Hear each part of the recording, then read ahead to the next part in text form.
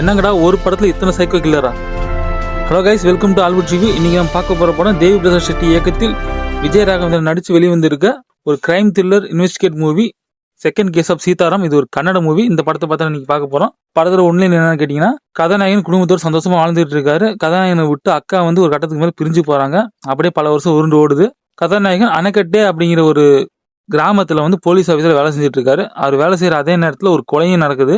அந்த கொலையை இன்வெஸ்டிகேட் பண்றதுக்கு போறாரு. இன்வெஸ்டிகேட் பண்ணிட்டு பணத்தை மார்ச்சரிக்கு அமைச்சிட்டு வர்றாரு. திரும்பி ஒரு கொலை நடக்குது. இப்படியே மர்மமான முறையில தொடர் கொலைகள் அரங்கேறிட்டே இருக்கு. கதாநாயகனுக்கு ஒன்றும் புரியல. அங்க இருக்க போலீஸ் யாருக்குமே கண்டுபிடிக்க முடியல இது யார் பண்றா அப்படிங்கிறத. கதாநாயகன் கஷ்டப்பட்டு இன்வெஸ்டிகேட் பண்ணி ஒரு கொலைகாரனை பிடிக்கிறாரு.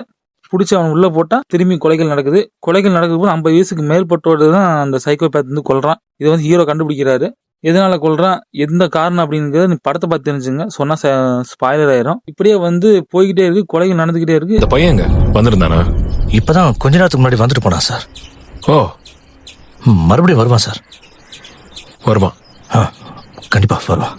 திரும்பி கஷ்டப்பட்டு ஒருத்தனை பிடிக்கிறாரு. திரும்பி கொலைகள் நடக்குது. ஊர் மக்களும் ப்ரெஷர் போடுறாங்க கதாநாயகன் சீதாராமன் மேல. அவரால் ஒன்றும் பண்ண முடியல. இப்படியே நடந்துட்டே இருக்குது. அதை அவர் இன்வெஸ்டிகேட் பண்ணிட்டு தான் போயிட்டு இருக்காரு. இதே நேரத்துல ஹீரோவுக்கு ஒரு அதிர்ச்சியான தகவல் வருது. ஹீரோவோட அக்கா புருஷன் சைக்கோபேத் கடத்துறான். இது ஹீரோவுக்கு தெரிய வருது. அப்புறம் ஹீரோ என்ன பண்ணாரு, அக்காவோட புருஷனை காப்பாத்தினாரு, சைக்கோ கில்லரை பிடிச்சாரு அப்படிங்கிற ஒரு காட்சிகள் தான், விறுவிறுப்பான காட்சிகள் தான் இந்த படம் இருக்கு. படம் ஃபுல்லாவே நல்லா இன்ட்ரெஸ்டிங்கா எடுத்துட்டு போயிருக்காங்க.